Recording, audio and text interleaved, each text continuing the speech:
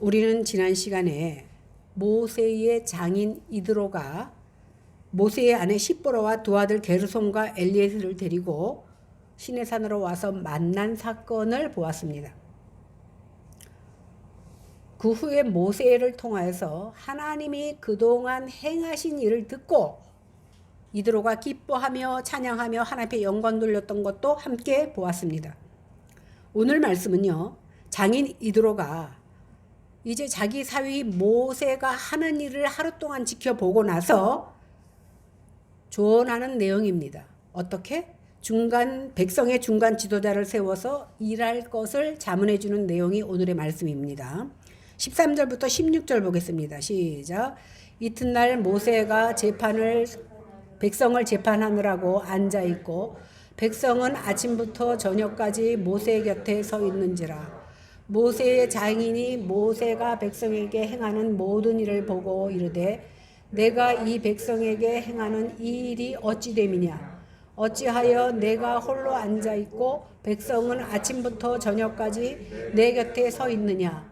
모세가 그의 장인에게 대답하되 백성이 하나님께 물으려고 내게로 오미라. 그들이 일이 있으면 내게로 오나니 내가 그 양쪽을 재판하여 하나님의 율례와 법도를 알게 하나이다. 지금 이스라엘 백성들이 있는 곳이 어디죠? 시내산 인근에 도착해 있습니다. 거기서 모세는 장인에게 잠시 맡겼던 자기 아내와 두 아들과 만나게 되고 가정적으로는 안정을 얻게 되지만 안정이 아닙니다. 왜요? 당시 출애굽한 이스라엘 백성들이 장정만 60만 명이라고 그랬습니다. 그러니까 어린아이와 여자들까지 합치면 200만 명은 좋게 된다고 말씀드렸습니다. 이렇게 많은 사람들이 집단을 이루어서 광야에서 엉켜 살다 보니까 사람과 사람의 만남 가운데는 항상 문제가 생기기 마련이에요. 이렇게 엉킨 삶 가운데서 여러 가지 문제들이 벌어지는데 모세가 그 문제들을 혼자서 해결해야만 됐다라는 겁니다. 모세는 백성을 재판하는 일을 위해서 하루 종일 앉아서 그 일을 감당해야 됐고 백성들도 그 일을 해결받으려고 모세 근처에서 하루 종일 기다려야 됐던 겁니다. 이것을 본 장인 이드로가 하루를 관찰해 보고 나서 그 문제점을 정확히 짚어줍니다. 17절 18절 보겠습니다. 시작. 모세의 장인이 그에게 이르되 내가 하는 것이 옳지 못하도다. 너와 함께 한 이 백성이 필경 기력이 쇠하리니 이 일이 내게 너무 중함이라. 내가 혼자 할 수 없으리라. 장인 이드로는 모세가 혼자서 백성들을 재판하는 것이 옳지 못하다고 지적해 줍니다. 이 말은 옳지 못하다고 하니까 윤리적으로 잘못됐다라는 것이 아니라 비능률적이고 비효율적이고 비효과적이라는 말입니다. 그러니까 네가 열심을 다해서 일을 하고 있지만 지혜롭지 못하다 이렇게 말해주고 있는 겁니다. 이거는 그러니까 좋고 나쁨의 선악의 문제가 아니라 지혜롭지 못하니까 지혜롭게 하라고 오늘 권고하고 있는 겁니다. 장인 이드로는 모세 혼자 일을 감당하다 보면 결국 너의 기력이 쇠해질 것이고 그 무리들도 탈진하게 되고 결국은 불평불만이 쌓일 수밖에 없다라는 것을 오늘 말해주고 있는 겁니다. 19절에서 21절 보겠습니다. 시작. 이제 내 말을 들으라. 내가 내게 방침을 가르치리니 하나님이 너와 함께 계실지로다. 너는 하나님 앞에서 그 백성을 위하여 그 사건들을 하나님께 가져오며 그들에게 율례와 법도를 가르쳐서 마땅히 갈 길과 할 일을 그들에게 보이고 너는 또 온 백성 가운데서 능력 있는 사람들 곧 하나님을 두려워하며 진실하며 불의한 이익을 미워하는 자를 살펴서 백성 위에 세워 1000부장과 100부장과 50부장과 10부장을 삼아. 오늘 장인 이드로가 문제를 혼자 해결하지 말고 하나님 앞에 내어 맡기라고 오늘 조언하고 있습니다. 하나님 앞에서 그 백성을 위하여 그 사건을 하나님 앞에 가져와서 하나님께 맡기라는 소리죠. 그러니까 일처리에 대한 기본 태도를 명백하게 말해주고 있습니다. 어리석은 사람들은요, 또 완벽주의자들이 대부분 보면 자기가 하는 것은 괜찮은데 남이 하는 것은 못마땅해서 꼭 자기가 무엇이든지 해야 된다고 생각합니다. 그러나 지혜로운 사람은 어떻게 합니까? 하나님께서 나를 통해서 일할 수 있도록 하는 사람이 바로 지혜로운 사람입니다. 그러니까 하나님의 모든 것을 맡기고 나는 하나님의 시녀답게 일을 하는 겁니다. 또한 율례와 법도를 가르쳐서 그들이 마땅히 갈 길과 할 일을 정확하게 제시해 주라는 겁니다. 여기 율례와 법도 그랬는데 사실 율례와 법도를 막 섞어서 쓰기도 하는데 율례는 뭐냐면 종교법을 말한다고 한다면 법도는 시민생활에 대한 일반법을 말할 때 법도라고 말합니다. 당시 집계로 보면요. 장정이 60만 3,550명이라는 기록이 있습니다. 그래서 제가 우스리를 띄고 60만 명으로 해서 대충 계산을 해보니까 1000명당 한 명 세우는 것을 천부장이라고 하거든요. 이 천부장이 600명. 그 다음에 100명에 하나씩 세우는 것을 백부장이라고 하는데 백부장이 6000명. 그 다음에 50명당 한 명 세우는 50부장은 12,000명. 10명당 하나 세우는 10부장은 6만 명이 됩니다. 그래서 이 부장들이 몇 명이냐? 9만 600명 정도가 됩니다. 그러니까 200만 명 중에서 거의 10만 명 가까이를 지역마다 처소마다 세워서 일을 시키라는 겁니다. 또 이러한 행정 조직의 특색은 뭐냐면 나중에 언제라도 군사체제로 전환될 수 있도록 하셨습니다. 다시 말하면 이스라엘 백성들은 출애굽했어요. 애굽에서 나와서 광야 생활을 하는 거예요. 이 광야 생활을 우리는 광야 교회라고 말하거든요. 이 광야 교회 생활을 하면서 영원히 광야에서 살 것이 아니라 이제 하나님께서 예비하신 지금의 이스라엘 가나안 땅으로 들어가야 됩니다. 근데 이들이 430년 동안 나와 있었기 때문에 430년 동안에 다른 민족들이 차지하고 살아가고 있어요. 가나안의 7족속을 물리치고 들어가야 됩니다. 그렇게 되면 어떻게 돼요? 충돌이 일어나고 원치 않는 전쟁을 해야 돼. 그렇기 때문에 이렇게 10부장, 50부장, 100부장, 1000부장을 세워서 이들이 군사체계로 바뀔 수 있도록 하나님께서 만드신 겁니다. 그러니까 이해가 쉽게 설명을 하면 저는 군대 안 가봐서 잘 모르지만 소대가 위에 소대, 분대, 소대, 중대, 대대 이런 식으로 하나님께서 만드셨다는 거예요. 이제 이스라엘 백성들은 결국은 가나안을 들어가는 것을 코앞에 두고 있기 때문에 하나님께서 이렇게 합리적으로 하게 했던 겁니다. 이렇게 각 부장들을 세우되 혈연이나 지연이나 학연에 의해서 세우는 것이 아니라 나랑 친하다거나 아니면 요즘처럼 선거에 나를 도와줬기 때문에 세우는 것이 아니라 하나님께서 어떻게 세우라고 말하냐면 능력 있는 사람을 세우라고 말하고 있습니다. 이들로는 무조건 효율만을 강조하고 말하는 것이 아니라 세심하게 이스라엘 백성들의 지도자의 조건을 말해줍니다. 그런데 참 놀라운 것은 뭐냐면요. 지난주에 배웠지만 이드로는 미디안 족속의 족장이라 그랬어요. 그러니까 이방신을 섬겼던 사람입니다. 모세에게 최소한 하나님에 대해서 듣기 전에는 이방신을 섬겼던 사람인데 이제 그가 예수님을 영접하고 하나님의 사람 되어서 하나님이 주신 지혜대로 오늘 모세에게 말하는데요. 정말 놀라운 것은 뭐냐면 오늘 이드로가 모세에게 제안하는 이것들이 오늘 신약성경 특별히 서신서인 디모데전서 3장이나 디도서 1장에 나오는 내용과 일치한다라는 거예요. 그러니까 신약성경에서 말하는 지도자의 자격을 이드로가 말해주고 있다라는 겁니다. 오늘 신약교회의 영적 지도자들과 마찬가지로 구약의 광야교회, 현재 모세가 있는 그 구약의 광야교회의 지도자들도 첫 번째 자격 조건이 경제적인 능력이 있다거나 그들이 아는 것이 많다거나 그런 것을 뽑는 게 아니라 어떻게 능력 있는 사람을 뽑는다고 합니다. 근데 여기서 능력이라고 하니까 세상적인 능력을 말하는구나 아닙니다. 도덕적이고 영적인 조건, 즉 그가 지도자가 되었을 때 그의 성품과 내면과 경건과 도덕에 대한 조건들이 과연 하나님의 일을 감당할 수 있는가를 보고 뽑는다는 거예요. 하나님을 두려워하고 경외하는 사람이 아니면 근본적으로 교회 지도자가 될 수가 없습니다. 그러니까 영적 지도자의 첫 번째 조건이 뭐냐 하면 하나님을 경외하는 사람이어야 됩니다. 오늘 성경에도 보니까 하나님을 경외하는 것이 지식과 지혜의 근본이다라고 성경은 일관되게 말하고 있습니다. 세상 지혜가 아무리 뛰어나고 세상 지혜를 아무리 많이 가졌다 할지라도 그렇다고 그 사람이 교회 지도자가 될 수는 없습니다. 하나님을 경외하는 것이 참된 믿음의 증거가 되기 때문입니다. 그런데 오늘날 보면 교회 안에도 아주 기이한 현상들이 많이 일어나고 있습니다. 많은 사람들이 스스로 위안을 받으려고 교회 나오고 그렇게 종교 생활에 젖어 있다 보니까 하나님을 경외하기보다는 자신을 드러내고 그 교인들 가운데 자기가 인정받기를 원하는 모습으로 신앙생활을 하고 있다라는 겁니다. 그러니까 많은 교회들이 세상적으로 요즘 장로들 돈 없으면 안 되잖아요. 막 돈 내라 그러니까. 저는 목사들한테 미움받으면서 그거를 결사 반대하는 사람이에요. 교회는 돈을 가지고 직분을 얻거나 신앙생활을 할 수 있는 곳이 아닙니다. 그러면 하나님이 하나님 되시는 게 아니에요.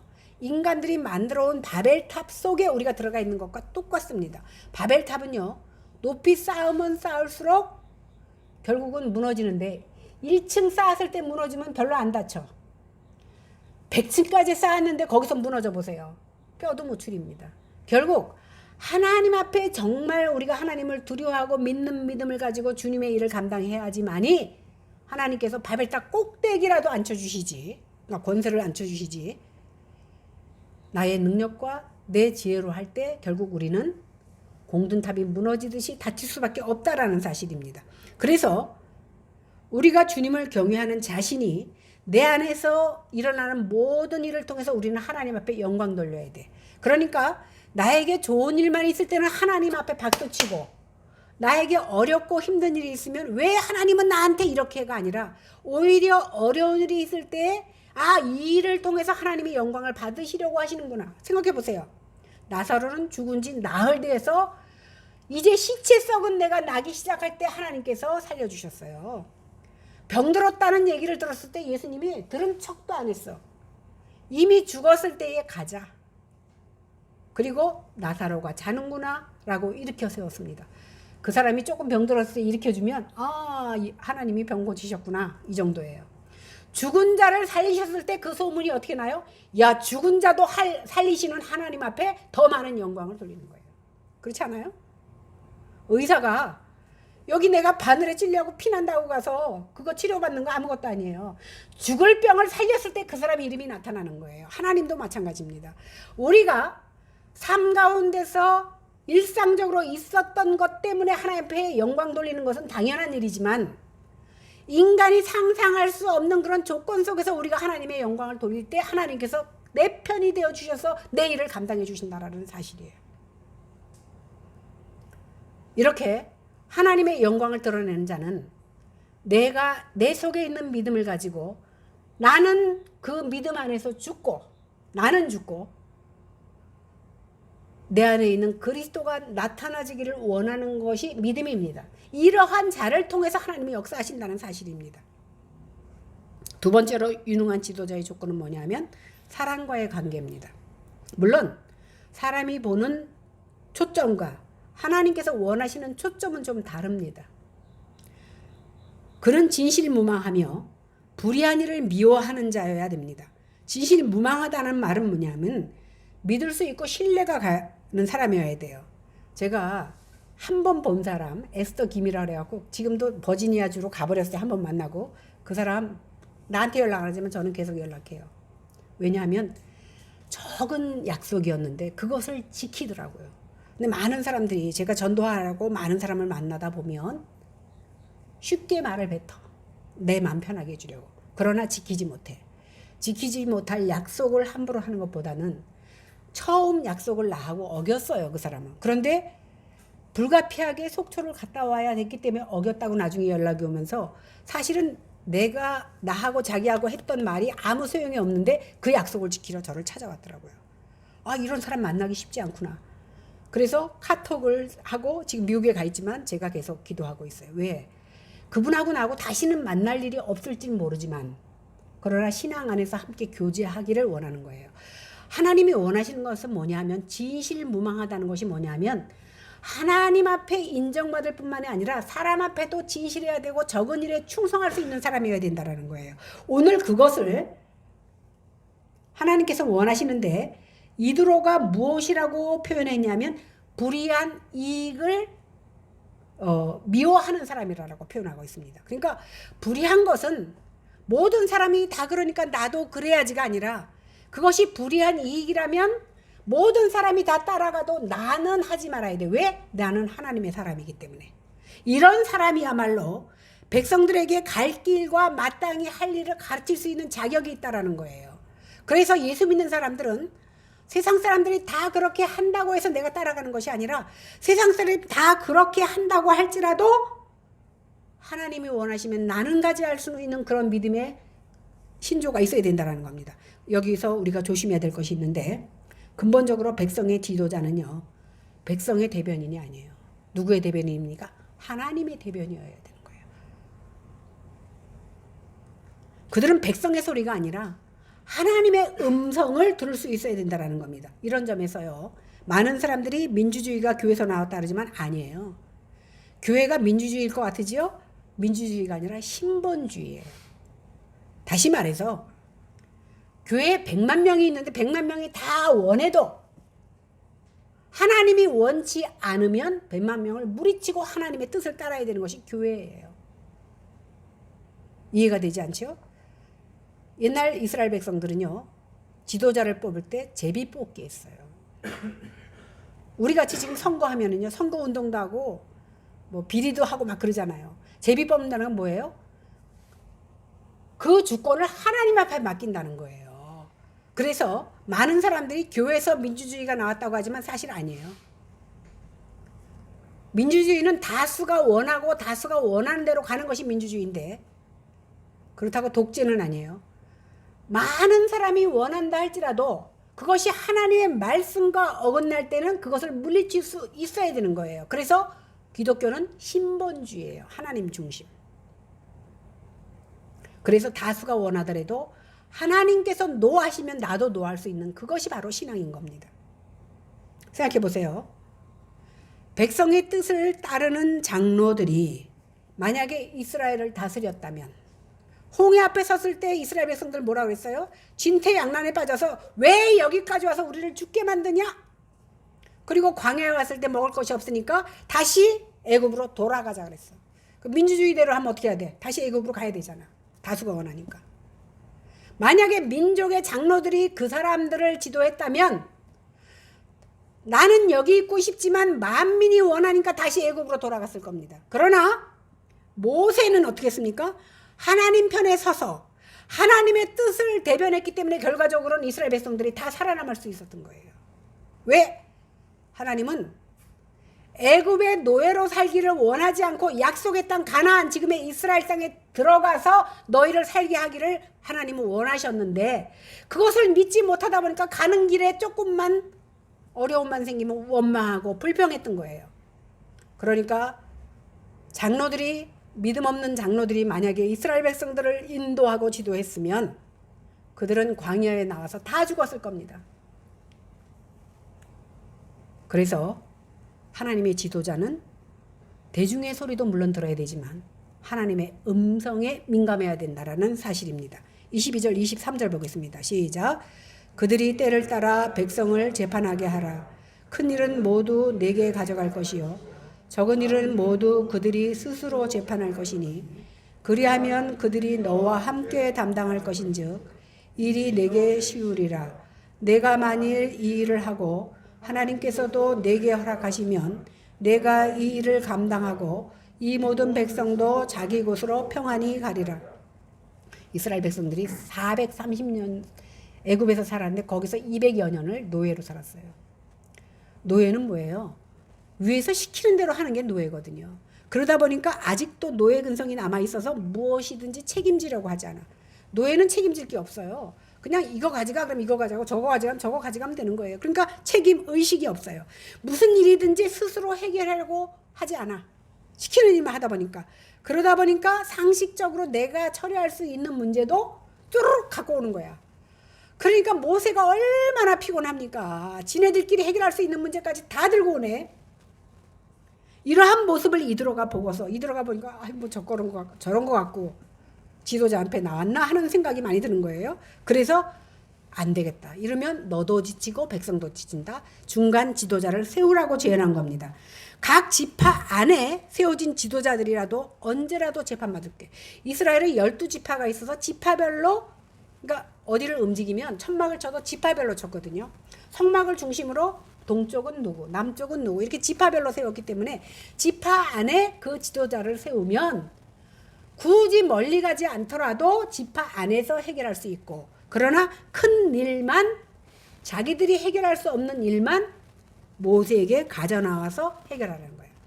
오늘 이 말씀을 통해서 하나님께서 오늘 교회에게도 주시는 말씀인데, 교회의 대표는 목사고 교인들의 대표는 장로라 그랬어요. 우리 교회는 교인들 대표도 없어. 그러니까 목사가 북도 쳐야 되고 장구도 쳐야 돼요. 그러다 보니까 목사 혼자서 모든 것을 다 하라는 것이 아닙니다. 성경은 우리를 지체라고 말합니다. 그리스도를 머리로 하여서 우리는 눈, 코, 입, 귀, 팔다리 역할을 우리가 해야 되는 거예요. 그러면 목사가 맡은 역할은 말씀을 가르치는 역할을 하고 있다면, 여러분들이 자기가 허락받은 그런 지체대로, 그러니까 은사대로 그 일을 감당해야 돼요. 그런데 하되 서로 시기하거나 허락받은 재능대로만 해야지, 저 사람은 하는 일이 더 큰 일 같아서 시기하거나 자기의 재능도 아닌데 욕심을 부려서는 안 된다라는 겁니다. 그래서 통일성을 가지고 머리 대신 예수 그리스도를 머리로 두고, 나는 팔의 역할, 나는 다리의 역할, 눈의 역할, 코의 역할, 각자 역할이 틀려. 그러나 하나로 통일성 있게 그 일을 감당해야 된다는 겁니다. 오늘 성경은 뭐라고 얘기합니까? 유대인이나 헬라인이나 종이나 자유자나 빈부 귀천 없이 많이 배웠던 조금 배웠던, 돈이 많던 적던 교회 안에 오면 한 그리스도를 섬기는 지체라는 거예요. 한 몸이 되는 거예요. 한 공동체가 되는 거기 때문에 그러한 구별 없이 주님의 일을 서로 협력하고 하나님의 일을 할 때 시너지 효과가 나타난다는 거예요. 그래서 각자 가지고 있는 달란트와 은사를 서로 협력하는 겁니다. 이렇게 협력할 때 큰일을 할 수 있어요. 오늘 전도 잠언에 있죠? 3줄. 한 줄은 끊어져. 2줄은 좀 탄탄해. 그러나 3줄을 엮으면 끊어지지 않고 단단해져요. 우리는 3줄로 엮인 자들 같이 더 단단한 모습으로 주님의 일을 감당해야 돼. 나 혼자 모든 것을 하려고 하면 힘들어. 그러나 우리가 합심하여 주님의 일을 감당할 때에 큰 일도 해나갈 수 있는 겁니다. 성경에서 보니까 다윗 왕이, 이스라엘 백성들이 가장 존경하는 왕을 치면 지금도 다윗 왕이라고, 2대 왕입니다. 사울 다음에 다윗. 이 다윗 왕은요, 13장 1절을 보니까 천부장, 백부장 모든 장수들과 더불어 의논하고, 자기가 왕이지만 나단 선지자, 지금으로 말하면 왕한테 제 목사가 가서 너 지금 그렇게 하면 잘못했어. 그러면 어떻게 해? 저거 압수수색 들어가. 이렇게 할 거 아니에요. 그런데 다윗은 어떻게 했어요? 맞습니다 하고 눈물을 흘리면서 회개했을 때 성군이 되었던 거예요. 또한 요나단과의 우정을 통해서 아름다운 팀을 이루어서 위기를 극복했던 것을 우리는 알 수 있습니다. 그뿐입니까? 다니엘도 그의 세 친구 사드락과 메삭과 아벳을 통하여서 하나님 앞에 위기를 극복하고 영광을 돌렸던 것을 우리는 알 수 있습니다. 히스기야 왕도 이사야 선지자와 한 팀을 이루어서 종교개혁을 이루어냈습니다. 그뿐만 아니라 요시야 왕도 제사장 힐기야와 선지자 훌다와 마음이 하나 돼서 이스라엘 역사 속에서 전무후무한 종교개혁을 이루었던 겁니다. 자기가 아무리 똑똑해도 자기 혼자 다 할 수 있는 게 아니라는 거예요.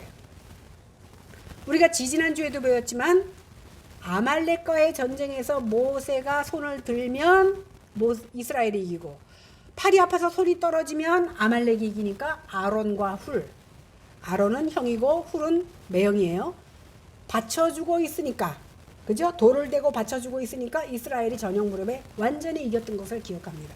그러니까 하나님의 일을 해도 내가 잘났고 내가 능력이 많으니까 혼자 하는 것이 아니라 합심해서 할 때 그것을 통해서 하나님이 영광 받으실 뿐만 아니라 더 큰 효과가 나타난다는 사실입니다. 오늘 사도 바울에게도 바나바와 같은 위로자가 있었고 브리스길라와 아굴라와 같이 자신의 생명을 내놓고 주님의 일을 협조하고자 하는 동역자들이 있었기 때문에 오늘 그 일을 감당할 수 있었습니다.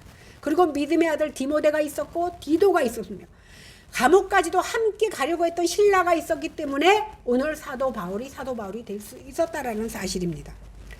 그러면 예수님은 어떻습니까? 예수님도 베드로와 요한같이 수제자만 데리고 일한 것이 아닙니다. 하나님께서 허락하신 12제자를 통하여서 그 일을 감당했고 그들과 함께 동행했을 때에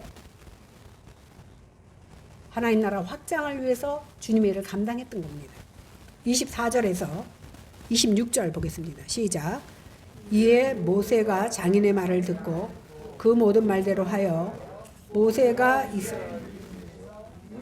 사람을 택하여 그들을 백성의 우두머리 곧 천부장과 백부장과 50부장과 10부장을 삼음해 그들이 때를 따라 백성을 재판하되 어려운 일은 모세에게로 가져가고 모든 작은 일은 스스로 재판하니라. 그러니까 쉽게 말하면 천부장 그러면 대대장, 백부장 그러면 중대장, 이런 식으로 이제 약간 계급을 둔 거예요. 모세는 비록 하나님께 직접 받은 계시의 내용은 아니고 이드로를 통해서 들은 내용이지만 이드로에게 하나님이 허락하신 그 지혜대로, 그리고 다시 말하면 하나님께서는 우리에게 특별 은총도 주시지만 자연적인 은총도 주십니다. 이러한 자연 은총 속에서 인류의 오랜 경험과 여러 사람들의 합의된 지혜를 통해서 하나님께서 일반 은총의 영역 가운데서도 하나님이 역사하신다는 사실입니다. 이렇게 하나님의 뜻하신 바와 어긋나지 않았을 때 신중하게 하나님 뜻을 분별하여 가는 그 지혜로움을 가져야 된다는 사실입니다. 이렇게 해서 모세는 웬만한 문제는 중간 지도자들이 처리를 하고 정말 그들이 감당하지 못하는 문제들만 하다 보니까 어떻게 돼요? 백성들도 수고가 덜어지고 모세도 자기의 맡은 분야를 더 열심히 할 수 있게 됐던 겁니다. 오늘 민수기 11장 4절에서 15절에 보니까 모세가 얼마나 고충스러웠을지를 우리는 알 수 있습니다. 모세가 단지 재판하는 문제뿐만이 아니라 백성들이요, 우리가 그동안 보아왔지만 민수기에 보면 또 자세히 나오거든요. 백성들은 매사가 원망과 불평이야. 그러니까 어려운 일을 당했을 때 성경에 보면 이런 말이 있습니다. 너희가 모든 것을 감사로 받으면 버릴 것이 없다 그랬어. 아유, 왜 하필이면 또 이빨 빠진 컵밖에 없어. 그러면 이것이 내 불평이야. 야, 이빨 빠진 컵이지만 물은 많이 담을 수 있게 좋네 라고 감사함으로 받을 때 불평은 없어지고 감사를 받을 수 있게 되는 거예요. 내가 처해진 환경이 때로는 내가 원치 않거나 고난이 나에게 올 수 있습니다. 그러나 아이고, 하나님이 성경에 뭐라고 나왔어요? 이 고난 인연하여 더 빨리 가리라 했잖아. 나에게 얼마나 큰 축복을 주시려고 이렇게 큰 고난의 보따리를 보내오셨을까? 그렇잖아. 보따리가 작으면 안에 든 것도 조금이잖아. 보따리가 크면 안에 든 것도 커. 얼마나 큰 축복을 주시려고 이렇게 큰 보따리를 나에게 고난의 보따리로 주셨는가? 이것을 감사함으로 받을 때 축복의 크기가 더 커진다는 거예요. 안 그래요? 아니, 중학교 들어갈 때 시험하고 대학교 들어갈 때 시험하고 똑같으면 바로 대학교 시험 보지 뭐 하려고 중학교 시험 봅니까? 내가 감당할 수 있기 때문에 하나님이 주신 거예요. 네가 감당할 수 있는 시험만 내게 허락하고 감당할 수 없을 때는 피할 길을 허락하신다고 말씀하셨어요. 그러니까 하나님이 내게 주신 것을 감사함으로 받으면 결국은 결과가 감사할 수 있는 결과로 나타난다는 사실이에요. 그래서 우리에게 어떠한 일이 닥쳤든지 하나님 앞에 감사하는 모습으로, 아, 이것으로 인하여 더 큰 축복을 받겠구나, 이러한 생각을 갖기를 바랍니다. 근데 오늘 보니까 이스라엘 백성들이 사사건건 모세한테 와서 불평을 하네. 볼까요? 애굽에 있을 때는 값없이 생선과 참외와 수박과 부추와 파와 마늘을 먹었는데 이제 사막 같은 광야에 오니까 뭐가 있어 먹을 게 없잖아. 하나님이 주신다는 것은 고작 만나와 메추라밖에 없어. 그러니까 맨날 이제는 우리가 정력이 쇠해서 못 살겠다라고 불평합니다. 이러한 원망이 끊이지 않자 모세가 짜증나지요. 그래서 하나님 앞에 나아갑니다. 그리고 뭐라고 기도합니까? 왜 이 백성을 나한테 맡기셨습니까? 내가 저들을 낳았습니까? 저들이 내 자식입니까? 이 소리야. 왜 내가 책임져야 됩니까? 하나님, 나 좀 당장 죽여주십시오. 나를 당장 죽여주는 것이 나에게는 은혜입니다. 얼마나 힘이 들면 이런 기도를 하겠습니까? 사실 모세, 그 당시의 모세와 현재 목회를 하고 있는 우리가 어떻게 비교가 되겠습니까마는 이렇게 작은 목회를 하고 있는 저 역시도 가끔은 하나님 앞에 하소연하고 책임을 회피하고 싶을 때가, 그러니까 벗어나고 싶을 때가 많이 있다라는 거예요. 왜? 제가 육체적으로 막 힘이 들어서가 아니라, 예를 들어서 어린아이에게 젖을 주고 밥을 주면 무럭무럭 자라는 것을 보면 밥을 하는 엄마도 피곤하지만 즐겁게 할 수 있는데, 나름대로 열심히 반찬을 사다가 준비를 해서 먹였는데 안 자라. 크기가 똑같아. 어제나 오늘이나 자라는 것 같지 않을 때, 내가 무력하구나. 하나님, 근데 내가 이 일을 계속 해도 되겠습니까? 라는 기도를 안 할 수 있겠느냐는 거예요. 그러니 모세는, 우리 교인들은 와서 나한테 따지지는 않지. 매일 와서 따지네. 그러니까 모세가 하나님 앞에 가서 나 좀 죽여주세요. 날 죽여주는 게 나한테 은혜입니다라고 말하고 있는 겁니다. 그런데 하나님께서 이러한 모세의 탄원에 응답하십니다. 민수기 11장 16절 17절에 보니까 여호와께서 모세에게 이르시되 이스라엘 노인 중에 내가 알기로 백성의 장로와 지도자가 될 만한 70명을 모아 내게 데리고 와서 회막에 이르러 거기서 너와 함께 서게 하라. 내가 강림하여 거기서 너와 말하고 내게 임한 영을 그들에게 임하게 하리니 그들이 너와 함께 백성의 짐을 담당하고 너 혼자 감당하지 않게 하리라. 하나님도 이드로처럼 70인의 장로들을 데려다가 그들과 함께 일할 수 있도록 내가 강림하여 그들을 지시하겠다고 말씀하고 있습니다. 그래서 백성의 장로들 중에 70인을 회막 앞에 서게 합니다. 그들에게 하나님이 강림하면서 성령을 부어주시오. 여러분들 이 자리에 나온 것이 성령의 역사하심이 없으면 나오지 못한다고 가르쳐줬잖아요. 성령이 역사하십니다. 그 중에서 26절, 28절에 보니까 70명 중에 2사람이 하나님 앞에 나가지 아니하고 장막에 있다가 하나님이 그 영이 임하는데 예언을 하게 되는 거예요.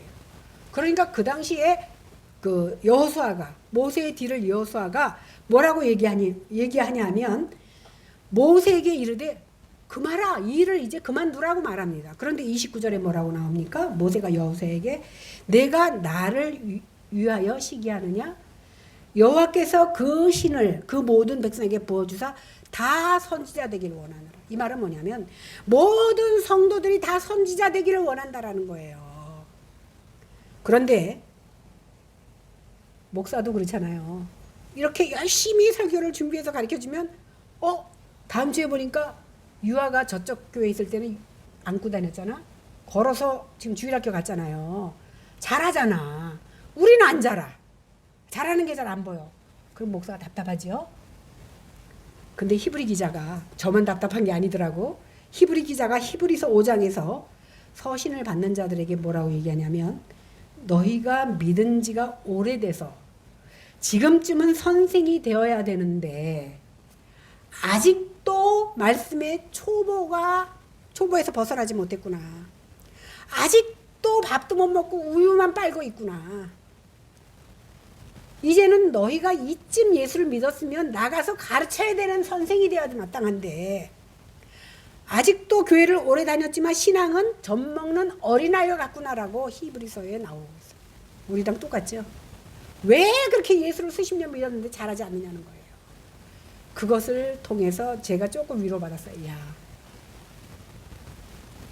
나에게도 조금 희망이 있구나. 조금씩 잘하는 것을 보면서. 어린아이는요. 똥오줌 못 가려요. 그냥 어느 시기가 되면 방바닥에 굴러다니는 거 다 주워다 먹어. 그게 똥인지 된장인지도 모르고 그냥 손에만 닿으면 입으로 들어가는 그런 시기가 있잖아요. 그런데 오늘 히브리서 기자가 말하는 것이 지금쯤이면 너희가 선생이 되어야 하는데 아직도 젖 빨고 아무거나 분별 못하고 집어먹느냐라고 말하고 있는 겁니다. 그러므로 성도라면요. 마땅히 말씀으로 연단을 받아서 선이 무엇인지 악이 무엇인지 구별할 줄 알아야 됩니다. 무엇이 선인지 악인지 구별하고 알아야 되는데 어떻게? 예수 그리스도 안에서. 우리가 보통 말할 때 세상에서 좋은 일 많은 사람, 착한 사람, 범죄하는 사람, 나쁜 사람 말하지만 성경에서 말하는 범죄는 그게 아니에요. 예수 안 믿는 게 악인이고 예수 믿는 게 의인인 거예요. 왜? 악인은 지옥 갈 거고 의인은 천국 갈 거기 때문에 하나님이 보는 기준은 우리의 기준과 다르다는 거예요. 그래서 예수 그리스도 안에서 선과 악을 구별하라는 거예요. 세상 사람들이 구별하듯이 구별하라는 게 아니라 예수 그리스도 안에서 구별하는 겁니다. 오늘날도 하나님께서 교회 감독자를 세웠어요. 그것은 하나님의 피로 값주고 사신 교회를 감독하게 하시는 거예요. 그런데요, 초대교회에서 집사를 세워요. 그때 뭐 권사 이런 건 없어. 집사를 세우는 이유이 뭔지 아세요? 굳은 일은 집사들이 해라. 그리고 감독은, 목사는 너희들에게 먹일 양식을 준비하게 하라. 그러니까 설교 준비에만 전념하게 하기 위해서 집사들을 세운 거예요. 근데 지금은 어때요? 큰 교회들은 안 그래요. 물론 다 나눠서 해요. 우리 같이 작은 교회는 이것도 목사가 해야 돼, 저것도 목사가 해야 돼. 보세요. 여러분들의 영적인 음식도 내가 준비해야 되고 조금 이따 먹을 점심도 제가 준비해야 돼. 그거 불평하는 게 아니라 이제 우리가 믿음이 자라가면 집사들이 해야 할 일이 무엇이에요? 목사님은 말씀에만 전념할 수 있도록 내가 교회 안에서 해야 할 일이 무엇인지를 찾아서 해야 된다는 거예요. 그런데 지금 믿음이 작은 사람들 어떻게 시켜도 못한대. 저는 능력이 안 된대. 겸손이 아니에요. 불신인 거예요. 근데 저는 잘 안 시켜요. 왜? 스스로 알아서 하기를 기다릴 뿐이지 하는 거를 막지는 않아요. 그래서 여러분들도 이 말씀을 오늘 주신 이유가 제가 하지 못하는 말을 오늘 출애굽기 18장을 통해서 하나님께서 대변하여 말씀해 주신다고 생각을 합니다. 근데 오늘 한국교회 보면 한국교회가 하나님의 뜻대로 바로 세워지지 못하고 있기 때문에 직분자들을 잘못 세웠다는 말은 아까도 얘기했지만 돈 많은 자, 지위 있는 자를 장로로 세워야지 뽀대가 나잖아요. 그렇게 세워요. 제가 아는 저 1000명 되는 교회에 있을 때도요.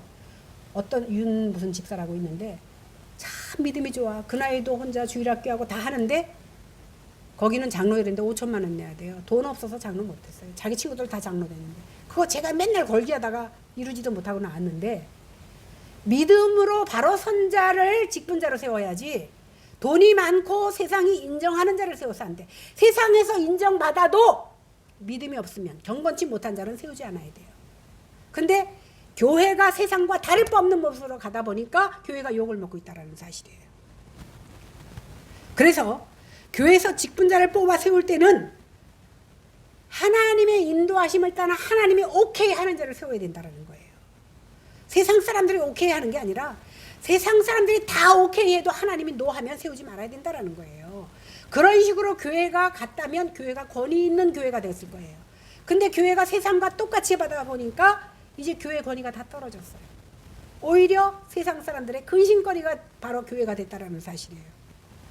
오늘 제가 이 말씀만 좀 길지만 읽어드리고 마치겠는데 디모데전서 3장 2절에서 13절에 보면 직분자를 어떤 사람을 세워야 되는지에 대해서 오늘 말하고 있어요. 감독은 책망할 것이 없으며 한 아내의 남편이 되며 절제하며 신중하며 단정하며 나그네 대접하기를 가르치며 잘하며 술을 즐기지 아니하며 구타하지 아니하며 오직 관용으로 다투지 아니하며 돈을 사랑하지 아니하며 자기 집을 잘 다스려 자녀들로 모든 공손함으로 복종케 하는 자라야 할지며 새로 입교한 자도 말지니 교만하여져서 마귀를 정죄하는 그 정죄에 빠질까 하며 또한 외인에게서도 선한 증거를 얻은 자라야 하리니 비방과 마귀의 올무에 빠질까 염려하라. 이와 같이 집사들도 정중하고 일구이연하지 않고 술에 인박히지 않고 더러운 이익을 탐하지 않고 깨끗한 양심의 믿음의 비밀을 가진 자라야 할지니 이에 이 사람들을 먼저 시험하여 보고 그 후에 책망할 것이 없으면 집사의 직분을 맡게 할 것이요 여자들도 이와 같이 정숙하고 모함하지 아니하며 절제하며 모든 일에 충성한 자들을 직분자로 세워라. 이렇게 성경은 말하고 있습니다.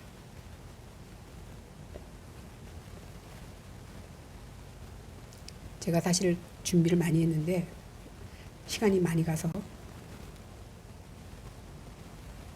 자, 에베소서 4장에 보니까 우리를 직분자로 세우는데 혹은 사도로 혹은 선지자로 혹은 복음 전하는 자로 혹은 목사와 교사로 세우셨다고 했어요. 그러니까 우리 여기 열 몇 명이 앉아 있어도 다 역할이 틀려요.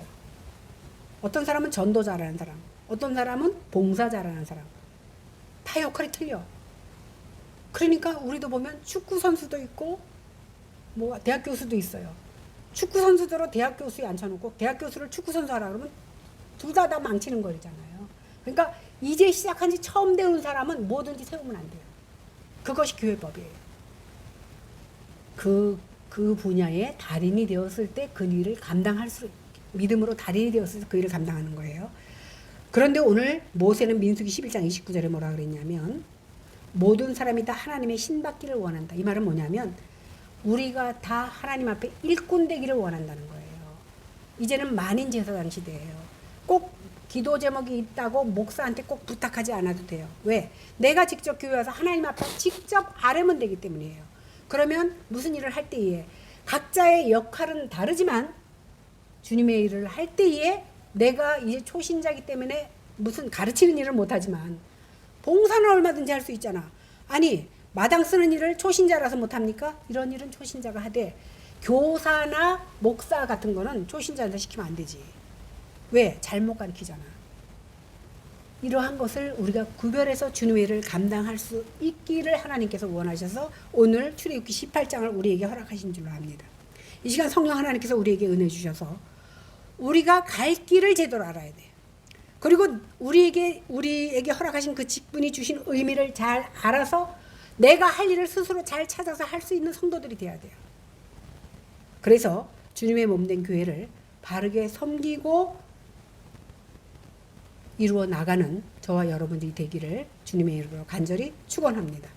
기도하겠습니다. 하나님 감사합니다.